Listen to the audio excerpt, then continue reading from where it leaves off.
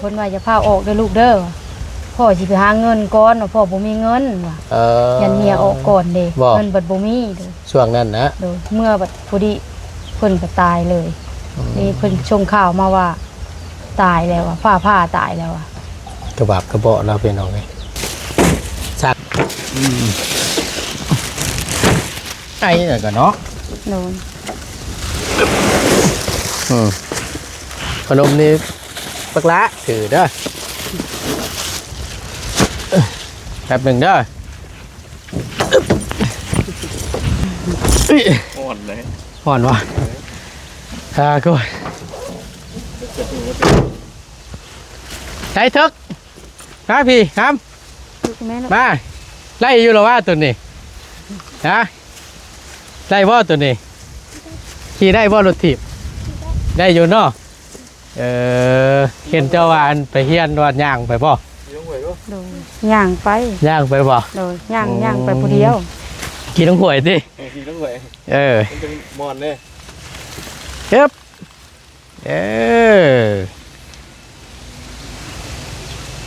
ขี่ไปแล้วกลับมาบ้านนี่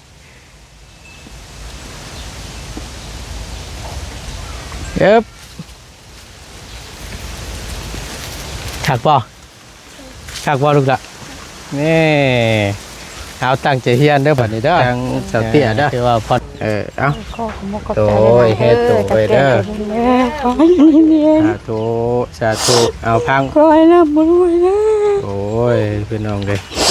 ได้ฟังเด้อเฮาสิบอกชื่อผู้ใหญ่ผู้เพิ่นช่วยเด้อชื่อผู้ใหญ่เพิ่นก็เป็นคนไทยเด้อและเพิ่นไปเฮ็ดงานอยู่ประเทศออสเตรเลียชื่อเอื้อยเล่านี่ลาพันเด้อชื่อผู้ใหญ่เพิ่นที่เพิ่นชดช่วยมาในครั้งนี้เด้อ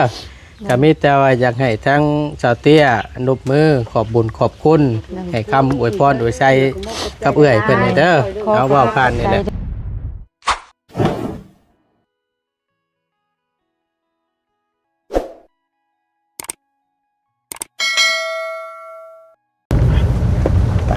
เนาะ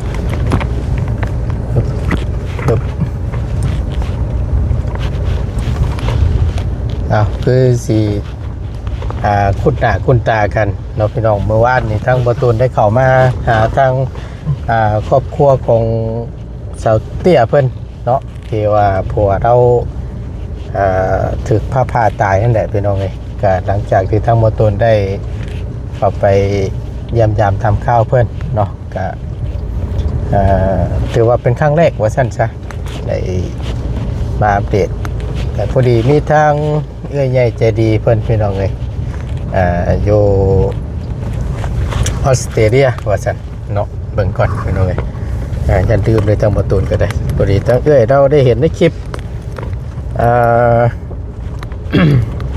ก็ได้ดูโตนพี่น้องฝากเงินไว้ทั้งประตูนเป็นสะพานบุญให้ชื่อเขาซื้อเครื่องซื้อของให้นี่เด้อว่าซั่นเนาะก็เลยทำมาตรวจจัดแจงมาให้เพิ่นก็อยู่ท้ายรถเพิ่นแหละเนาะเอากับพอดีเป็นทั้งเอื้อยลาพานว่าซั่นเนาะอยู่เอื้อยเพิ่นก็เป็นคนไทยพี่น้องเอ้ยพอดีตั้งเอื้อยเพิ่นได้ไปเฮ็ดงานอยู่ออสเตรเลียเนาะได้ฝากเงินใหม่ตั้งมาตุน10,000 บาทพี่น้องเลยก็ได้อยู่6 ล้าน8 แสนเนาะพอดีทั้งมาตุนก็ได้จัดแจงเบิ่งได้รถถีบคันหนึ่งทั้งมาตุนถามทั้งบักหลาเพิ่นน้องโมเมนต์น้องลูกชายเราแหละผู้คนกกนะไปเฮียนว่าสั่นพี่น้องย่างไปก็เลยคิดเห็นแต่งบ่ต้นก็ได้ซื้อรถถีบไปคันหนึ่งแล้วก็พร้อมกับทางเข่ากระสอบหนึ่งแล้วก็แนวอยากแนวกินนะพี่น้องเลยมีไข่เนาะจัดเตรียมไว้เปิดกระตุกขนมแล้วก็เงินเดือนจากนั้นแล้วก็พอดีทั้งหมดต้นจะได้มอบให้ทั้งสาวเตี้ยเพื่อนเนาะพอดีว่ามีทั้งลูกชายเราเมื่อวานนี่ก็ได้ว่าสบายหัวสัตว์เนาะจะได้ มอบเงินให้พอได้แห่ต้นแห่ตัวไว้ตามที่ทางเอื้อยเรา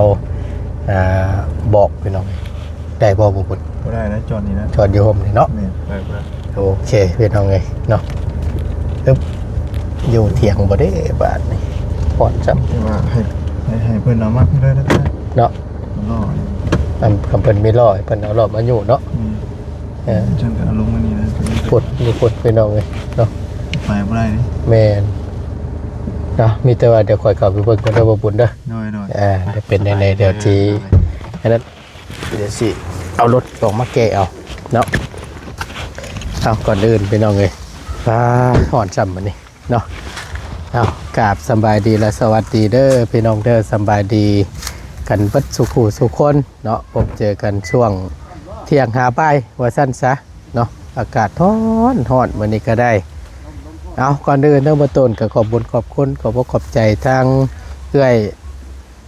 ใจดีหลายๆเนาะที่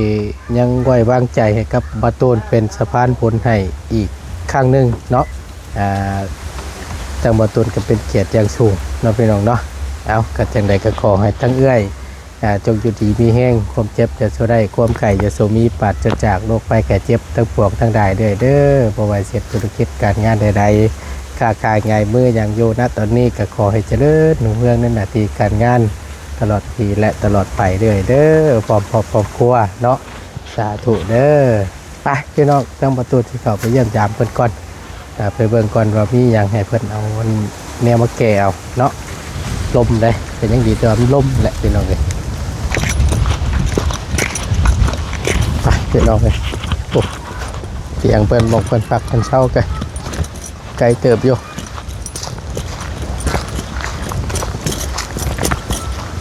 คือว่า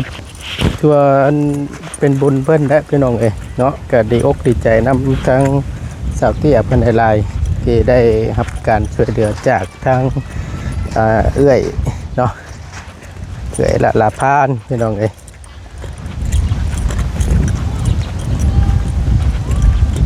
ดีใจนำครอบครัวเพิ่น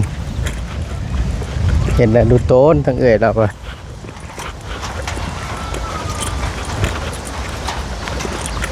ไปเบิ่งก่อนเด้อพี่น้องเราไปหาอยู่หากินประจัก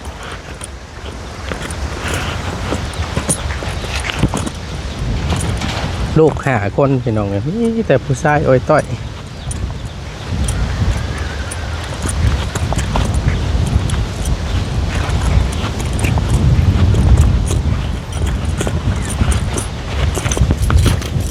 อยู่น้ำเอื้อยว่าซั่นเอื้อยแล้วก็แม่ว่าซั่นนี่แต่ว่ามันลมมันนี่ก็สั้นก็แห้งห่อนพี่น้องเลยอยู่บ่ได้เนาะงานเบิ่งควันโอ้อากาศเย็นซับ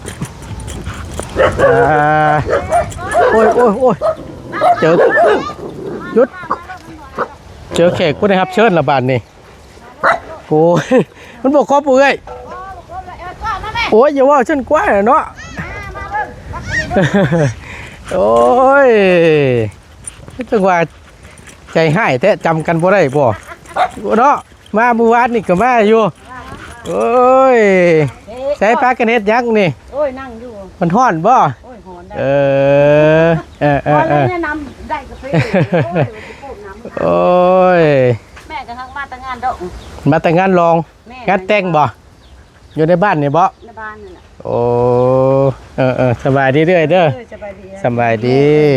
ใช้ทางอันสาวเตี้ยเพิ่นไปทางใดเตี้ยบ่โดยขึ้นไปลิ้นเครื่องหนูบ่ไปอันนั้นเพิ่นมามึงดูฮะ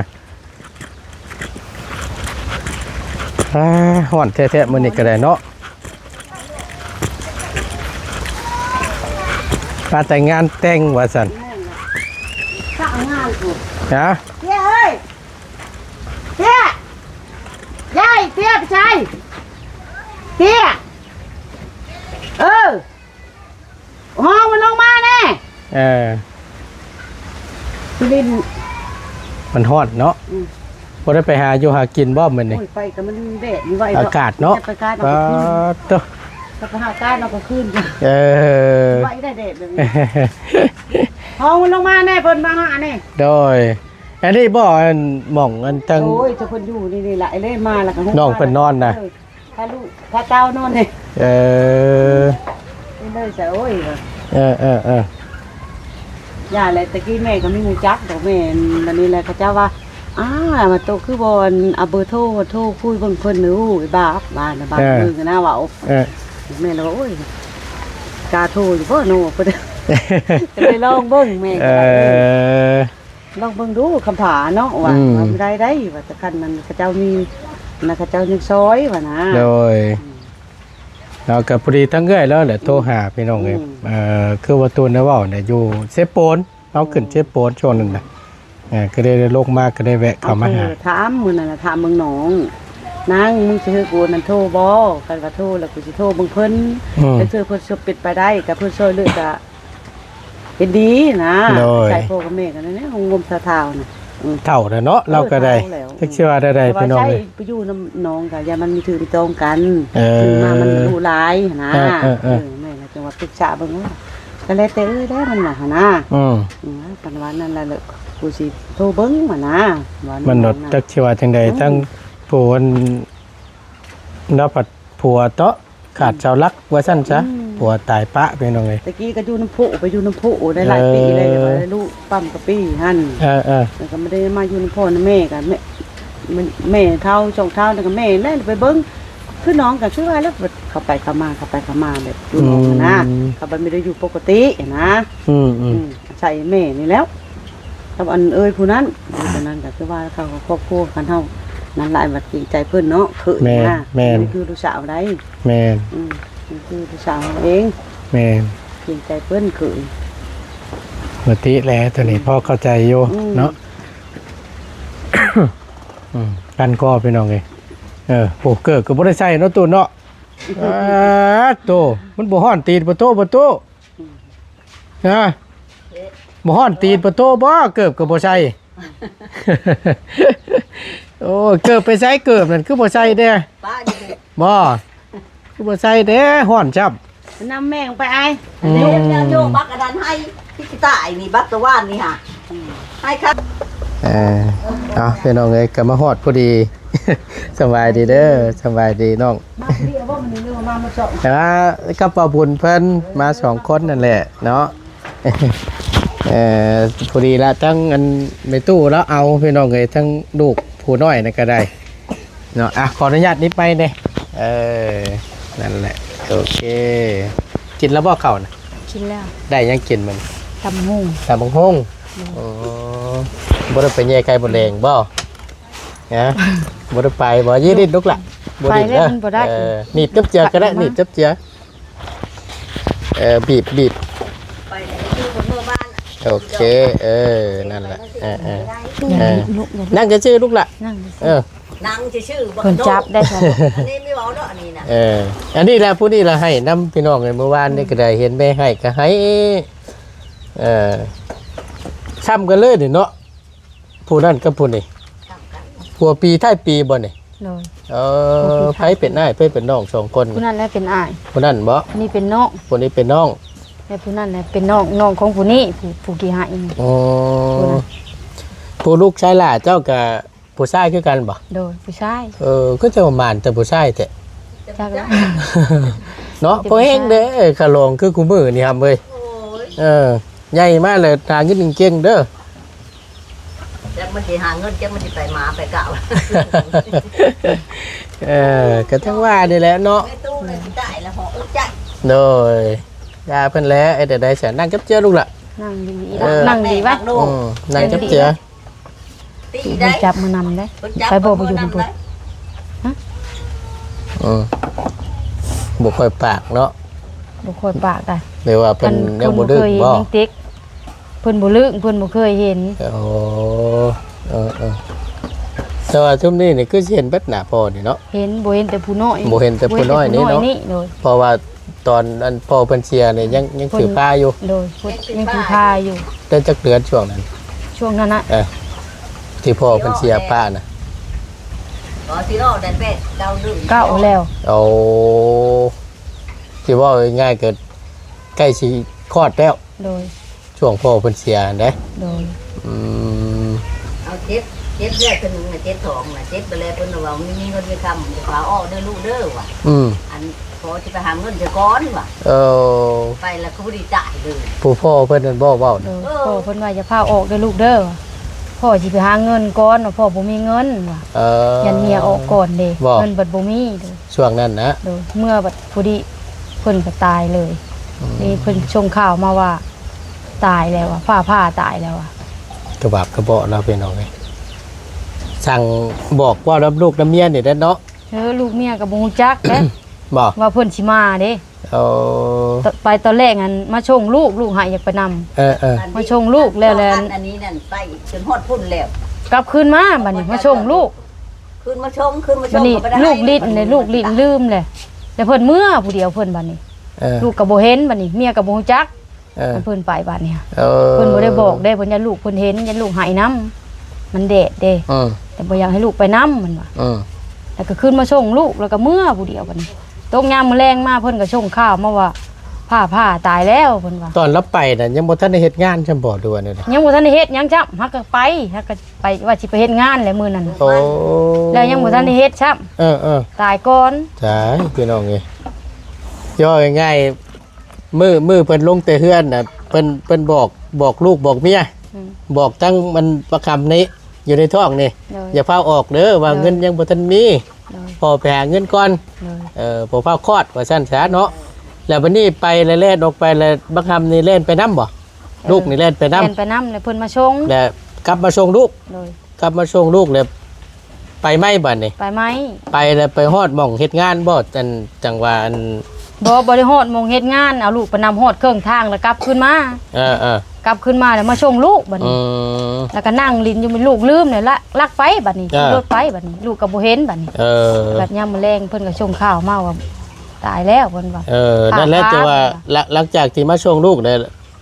ไปไหมบัดนี่ โดย ไปฮอดหม่องเฮ็ดงานบ่พอน่ะ ฮอด ไปฮอดแล้วแม่นบ่ทันได้เฮ็ดซัก ยังบ่ทันเฮ็ดซะ โอ้ยเนาะกระบะผู้เบาะเนาะเป็นจังไดหลังจากที่ฮู้ข่าวว่าผัวถูกผ่าตายทั้งผู้เป็นเมียความรู้สึกณตอนนั้น พอมันสุกเฮ็ดหยังก็บ่ถือ เออมันแบบ ว่าหัวเสียนได้ลูก มันตื่นตันไปเบิดบ่ โดย เฮ็ดหยังก็บ่เป็นบ่ได้นี่เนาะ เฮ็ดหยังบ่เป็นพอเมื่อฮอดเมื่อก็ว่าสิเห็นหน้าผัวครั้งสุดท้ายก็บ่เห็น อืม เพิ่นก็เอาไปก่อน เพิ่นเอาไปถิ่มก่อน เนาะ โอ้ยพี่น้องคืองานอะไรสิเว่าง่ายๆแม่นตั้งแต่มื้อนั้นพุ่นน่ะเนาะมื้อที่ปู่ผัวบอกว่าสิไปหาเงินอย่าเฝ้าคลอดเด้ออย่าเฝ้าได้เด้อติ เนาะ ก็ถือว่าวินาทีตอนนั้นน่ะเนาะที่เห็นหน้าผัวครั้งสุดท้ายเนาะ เนาะ หลังจากคู่ข่าวว่าเพิ่นถูกผ้าตายแหละทั้งเจ้านี่ก็สิลงไป เนาะ สิลงไปแล้วเพิ่นไปบ่ทันใช่บ่เพิ่นเอาไปก่อนบ่ เนาะ เพิ่นเอาไป พอ ถิ่ม เพื่อ ก่อน นอดก็ค่ำเนี่ยเพิ่นไปทิมก่อนเพิ่นบัดตายมีแฮงเพิ่นเลยบ่เอาไว้เฮิง เอ เพิ่นเลย อ เอาไปทิมโลดไปพังโลด อืม อันนี้ชงเชื้อผ้าก็บ่ได้บ่ทัน อีหยังก็บ่ได้นะ เพิ่ ทั้ง น วัน ก็ นี่ ค่ำ เนาะ แหละโดย โอ้ เพิ่นก็บ่ได้หยังผัวก็ได้ โดนเราพี่น้อง นี่ลูกก็ให้อยากเมื่อน้ำอยากเห็นหน้าพ่อ อืมทั้งลูกๆ วันนี้บัด บ่ ขี่รถจักรเมื่อโดยขี่รถจักรเพิ่น เออ หาเพิ่นเมื่อ มันก็บ่ทันเนาะ ลูกก็ให้เพราะลูกอยากไปเบิ่งพ่อ สุดท้ายแล้วก็ทั้งแม่ทั้งลูกก็บ่ได้เห็นแล้วหน้าพ่อ บ่ ชับ เห็นจักคนลูกก็บ่เห็นแม่ก็บ่เห็น อืมกำพร้าบ่พี่น้องเอ้ยเนาะสิว่าได้เอาจังได๋ก็สู้ๆอันเด้อน้องเอ้ยเฮ็ดได้ซั่นนี่ก็ไปดีแล้วล่ะเนาะ ปีได้เฮ็ดบุญในเพิ่นบาทนี่ ยังว่าบ่มีเงินบ่มีคำ แต่ว่าตายมีแฮงอันนี้ พิ่นว่า3 ปี 3 ปีเนาะ โดย ที่เพิ่นอันทำบุญหาเนาะ โดย นี่พี่น้องไอ้แม่ก็เด้อนี่ทั้งบักกำนี่ทั้งบักอ้ายนั้นอันนั้นก็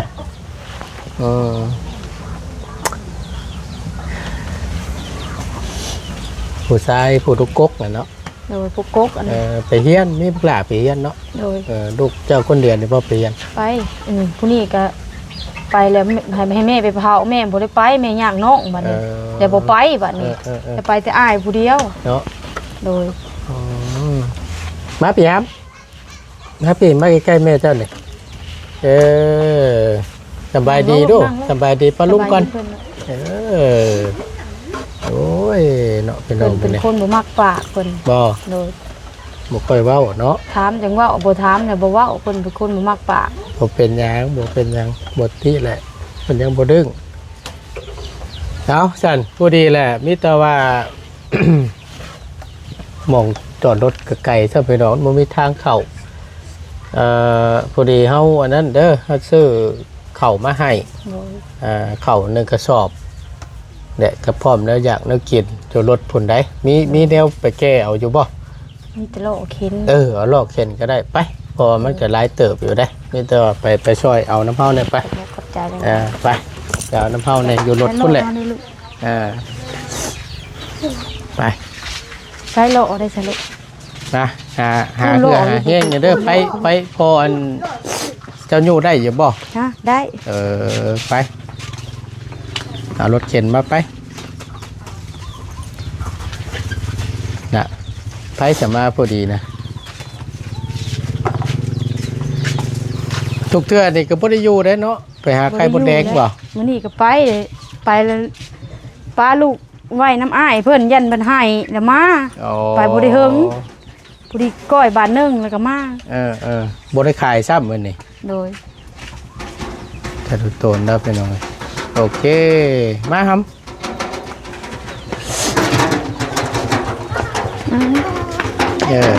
ไปเจ้าก็ไปน้ำรถมันแล้วว่าไป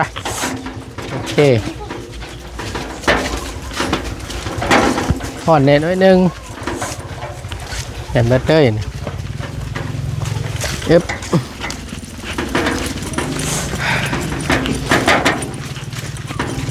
พอได้กินข้าวเที่ยงแล้วก็ได้เนาะ ถ่าเด้อจักหน่อยเด้อไปพี่น้ำมันบ่มีทางเข้าเนาะ บ่มีทาง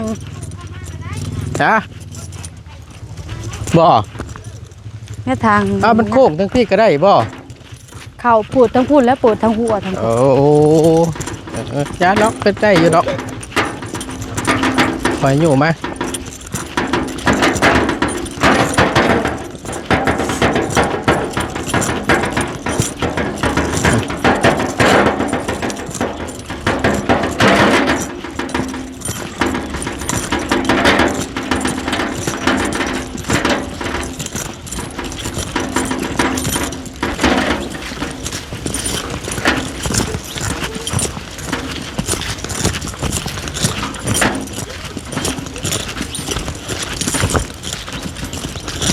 แม่นี่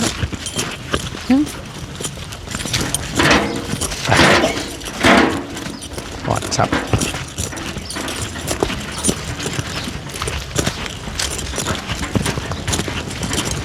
เพื่อสีหอดเป็นองไง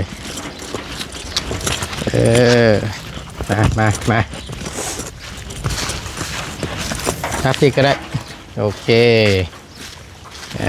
นั่นแหละมาพี่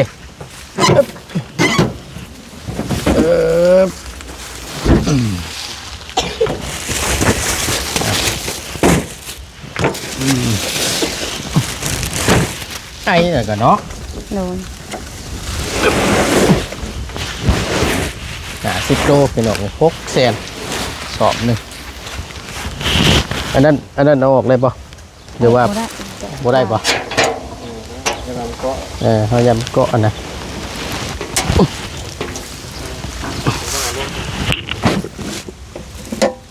แต่ว่าสวยนั่นแหละ เตรียมเกาะกระสอบเลยไล่พอดีบานนี่มันสิเป็นตลอดอยู่บ่ฮะ ได้อยู่ ได้อยู่บ่ โดย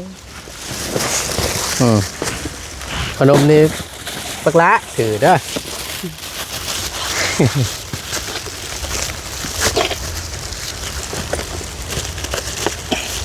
นี่จะพูดเป็นไงกินอยู่ว่าขนมนี่นะแป๊บหนึ่งเด้อเอาบ่รถจักรนี่ฮะหมอมเอาบ่รถจักรไปเฮียนนี่ครับเป็นบ่ฮะครับบ่เป็นแล้วว่าใครเอาบ่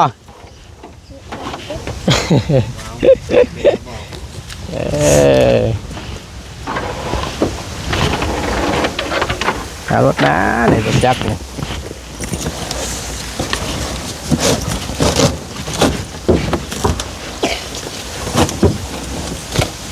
เฮ้ยสูตรได้บ่บ่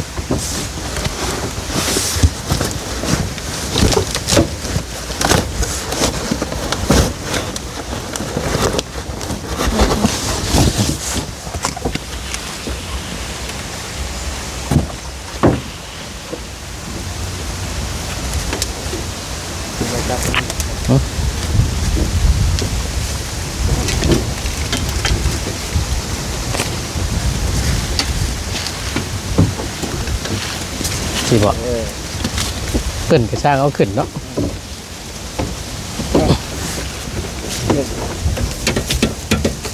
เดี๋ยวถับแป๊บนึงอึ๊บดื่มไปว่ามันมีเสือกพอดีทางอันนี้พี่น้องเลยมาต้นก็ว่าเฉลินทางขึ้นเชฟโปนนี่แหละใช่เหรอ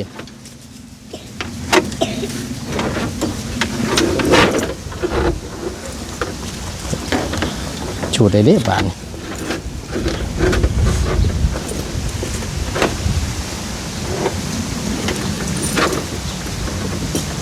แค่นึงนะนะ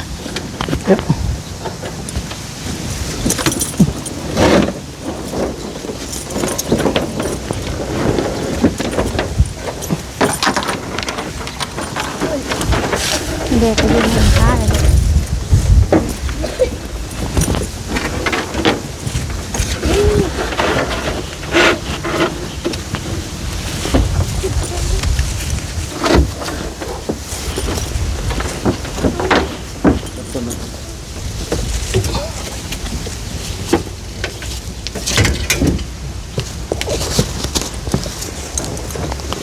โอเคนี่ได้แล้วปะ นะ นี่ได้บอกจริงยังมีอีกบอก อึ๊บ อ่อนเลย ห่อนวะก็ใช้ทึกครับพี่ครับ ลูกแม่ลูก มาไล่อยู่หรอว่าตัวนี้ฮะไล่ว่าตัวนี้ขี่ได้ว่ารถถีบได้อยู่เนาะเห็นเจ้าวานไปเฮียนวานย่างไปป่ะ พี่ต้องไหวก็ โดยย่างไป ย่างไปป่ะ โดยย่างไปผู้เดียว เพื่อไปฮอดไปช่วยลองดูใช่ลองปึ๊กเขาว่าเจ้าวานขี่ได้ปั่นได้เลยลองปึ๊ก ขี่เพิ่งดูลูก เอาไหมชื่อมาให้นี่ลองมึงผู้ พี่ต้องไหวนี่ ขี่ต้องหวยดิ พี่ต้องไหว เออ มันเป็นมอนเนี่ย เก็บ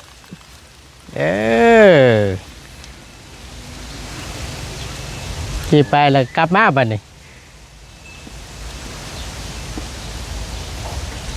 เก็บขักบ่ลูกละนี่เอาตั้งใจเฮียนเด้อบัดนี้เด้อถือว่าพันไปได้หลายเติบแหละพี่น้องเลยเจ้าเชียวเมื่อได้บ่บัดนี้ ได้อยู่ ฮะ มีดีอีกได้อึ๊บไข่น้ำอีก จะได้บัน อารมณ์หวยก้อนเนี่ยมันตกเนี่ย นะ ลงบ่ได้ ไผสิยู่ให้เจ้ายู่ได้บ่ ไม่แล้ว นะเหมือนเด้ออึ๊บ แล้วโยไปผม ว่าเฮาถือให้น่ะได้อยู่บ่ยากรอบตัวหนึงน่ะ ไปผมเด็ดก่อน ได้บ่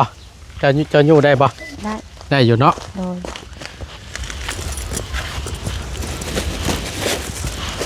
ทึกเอาลูกหลานถือเอาโอเค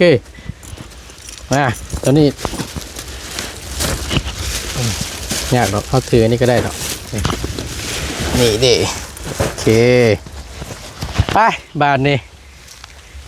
ไปขี่เลยเจ้ามาบุญมาขอบใจได้ๆเด้อบุญเด้อโอเค ไปดีฮอนแดด โดยแป๊บหนึงเนาะอึ๊บตัว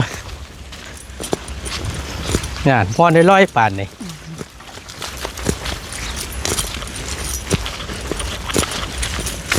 พออะไรผ่อนพันแน่เราก็ได้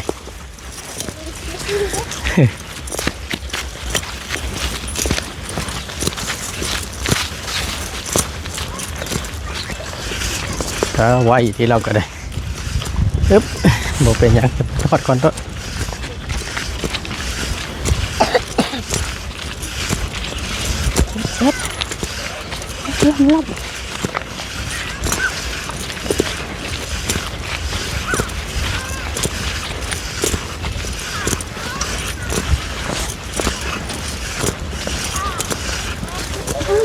โอเคไว้โต๊ะไว้เตียงก็ได้เด้อโอเคยกได้ป่ะฮึบเอาพี่น้องเลยจัดแจงน้อยหนึ่งเมื่อกี้นี่ก็ได้เมื่อยคักปัญญังบาทเลย มันแดด มันทอดเนี่ยเปิดดีโดทีบกับพูดแล้วจอดไว้ให้พวกหลาเพื่อนคนใดสิไปเฮียนน้ำไอ้ฮะ ไปบ่พ้น คนใด ไปบ่เฮ็ดนั่น คนไหน เพิ่นแม่ ไปแล้ว ไปบ่เฮ็ดนั่น ก็ได้ซ่อนกันไปเด้อ ไปชอนกับสะพายนั่นไปบ่ ไปเฮียนกับไก่เจ้ามุงเฮียนผู้เนาะอยู่ในบ้านคนเนาะ แล้วตั้งสะพาย เอาพอดีทางบอตูนได้ซื้อจัดแจงให้พอดีมีเข่าสอบหนึ่ง10 โล600,000ไปน้องไอ้พร้อมกับไข่2 แตะแล้วก็มี2 แก๊สขนมน้ำแน่แล้วก็กับรถถีบประคำเพิ่นนี่คันหนึงว่าซั่นพอดีทั้งเอื้อยเพิ่นได้ฝากเงินมาให้ทางบอตูน10,000 บาท6,800,000เมื่อยแล้วมันเป็นไปได้เอาเว้าอยู่6,800,000พอดีทั้งบอตูนซื้อรถถีบพี่น้องเอ้ยเนาะก็2,000หอมประคำเพิ่นนี่บินอยู่ในนี่ 2,000 บาทแล้วก็กับตัวนี้บินซื้อเข้าพวกเครื่องใช้เครื่องซอยนี่แหละก็เบิดไปอยู่410,000เนาะแล้วก็เมื่อทั้งมาต้นก็สิได้อันนั้นพี่น้องเอ้ยเนาะสิจังได๋เนาะบาดนี้เพิ่นขออนุญาตตั้งกล้องก่อนโอเคพี่น้องเอ้ยเดี๋ยวทั้งมาต้นสิได้มอบเงินส่วนที่เหลือให้กับทั้งสาวเตี้ยเพิ่นก่อนเนาะ1 2 3 4ล้านกับ1 2 3 4ล้าน450,065,000 4ล้าน465,000กีบเหลือจากที่ทั้งบอตูนชื่อเครื่องชื่อของเนาะก็นี่แหละรวมๆเบิดพี่น้องเลยก็มีแต่ว่าลูกเจ้าบ่อันนั้นบ่อันเพิ่นบ่สำบายบ่ แม่น ก็พอดีแหละมีแต่ว่าเฮาสิมอบเงินจำนวนนี้อันไว้ให้ตนให้โตไว้เด้อไว้ยามจำเป็นไว้ยามอันนี่แหละเจ็บไข้ได้อุ่นนี่แหละเด้อเอามีแต่ว่าเงินส่วนที่เหลือเด้อทางสาวเตี้ยเด้อเอาโตยให้โตไว้เด้อ ขอให้มีเมีย สาธุเอาพัง ขอให้ร่ำรวยนะ โอ้ยพี่น้องเลยว่าได้ ถามเอ้ย คุณนะแม่ยูเอ้ยขอบคุณมันอัน พายุ เพิ่นอันจ้อยแล้วตื่นไปลูก หันหน้าขึ้นมาพี่ลูกละ ขอบใจเพิ่นไม่รู้ มาพี่มานั่งเคียงข้างทั้งแม่พี่มาฟัง คนได้ยินแน่ผู้ใหญ่เพิ่นจ้อยนั่น ฟังเด้อเฮาสิบอกชื่อผู้ใหญ่ผู้เพิ่นช่วยเด้อชื่อผู้ใหญ่เพิ่นก็เป็นคนไทยเด้อและเพิ่นไปเฮ็ดงานอยู่ประเทศออสเตรเลียชื่อเอื้อยแล้วนี่ลาพันเด้อชื่อผู้ใหญ่เพิ่นที่เพิ่นชดช่วยมาในครั้งนี้เด้อก็มีแต่ว่าอยากให้ทั้งชาวเตี้ยอนุบมือขอบบุญขอบคุณให้คำอวยพรอวยชัยกับเอื้อยเพิ่นนี่เด้อเอาเว้าผ่านนี่แหละนบมือครับ นบอ้าย ชื่อยังแหละลืมเลย ชื่อลาพัน ละลาพานก็ให้อยู่ดีมีแฮงก็ให้ร่ำให้รวยเด้อซอยน้องเด้อขโมยขอบใจหลายๆขอให้สุขภาพแข็งแรงเด้อให้ร่ำให้รวยให้ถูกรางวัลที่1เด้อ สาธุสาธุ แรงละ เก๋ พ่อละพ่อมาบ่แล้วโซ่พ่อคนเด้อบ่แรง น้องตอนนี้ล่ะ เอาจังใดก็ดีอกดีใจนำมีแต่ว่านั่นแหละรักษาเอาช่วยกันเด้อบัดนี้ผู้ใหญ่เพิ่นชื่อให้เลยตั้งใจเฮียนเด้อครับเด้อ ตั้งใจเย็นเด้อรถ เฮียนเก่งๆเด้อ ไปบาดนี้ทั้งอันเฮาก็สิได้ขอตัวเดินทางก่อนบาดนี้สิขึ้นเชฟโปนยังอีกไกลอยู่ มีแต่ว่านี่แหละไว้ใช้ไว้สวยแบ่งสุกันกินนี่ละทั้งนั่นบ่ทั้งพ่อน่ะโอ้สบายดีเด้อตูเด้อ มันฮ้อนเนาะ อ้ายผู้มาโชคให้อยู่ดีมีแห้งคือกันนั่นล่ะ สาธุคือกันแหละเด้อ ด้วยคือกัน ภาพแค่ๆงั้น โดยไปป่านนี้มิตรว่าอันเขาขอไม้หน่อยไหมไม่เนาะโอเคไปบาทนี้มิตรว่าเดินทางก่อนเด้อบัดนี้เด้อดีใจน้ำหลายๆเด้อโอเคไปโอ้ยเนาะสมพรปากเด้อไปบัดนี้เขากลับก่อนเด้อบัดนี้เด้อไปเวียกต่อก่อนโดยไปสบายดีเด้อสบายดีเด้อไปจัดแจงไว้พี่น้องเลยเดินทางก่อนมาต้นก็ได้เพื่อสิฮอดไปกับบ่าวบุญบ้านฟ้าวันละขึ้นเซโปน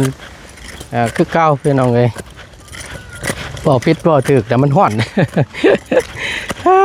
อากาศชุดยอดเลยพี่น้องเลยไปโอเคพี่น้องเลยทางมาต้นก็จะได้ขอจบคลิปปิดคลิปก่อนเนาะก็ถือว่าได้ซื้อเครื่องซื้อของแล้วก็มอบเงินให้ส่วนที่เหลือเนาะให้ครับทางสาวเตี้ยเพิ่นเป็นทีเรียบร้อยแล้วเนาะแล้วจังใดก็ต้องขอบคุณขอบคุณขอบใจทางเอื้อยลาพานเนาะที่ไว้วางใจให้กับน้องผู้นี้เป็นสะพานบุญให้อีกครั้งหนึ่งเนาะก็ขอให้ทั้งเอื้อยพร้อมครอบพร้อมครัวจงอยู่ดีมีแห้งความเจ็บอย่าสุไลความไข่อย่ามีเรื่อยเด้อปราศจากโรคภัยไข้เจ็บทั้งปวงทั้งหลายเนาะบ่ว่าเสียธุรกิจการงานใดๆค้าขายง่ายมือหยังก็ขอให้เจริญรุ่งเรืองในหน้าที่การงานตลอดปีและตลอดไปเรื่อยเด้อขอให้ได้บุญในหลายเด้อสาธุเด้อเนาะเอาสิ่งที่ขาดบ่ได้ทั้งบ่ต้นก็ต้องขอบคุณทางพ่อแม่พี่น้อง FC ปัจจุบันทุกคนที่คอยเป็นกำลังแห่งใจและติดตามรับชมคลิปเนาะเปิดบ่ข้ามโฆษณาขอบคุณในหลาย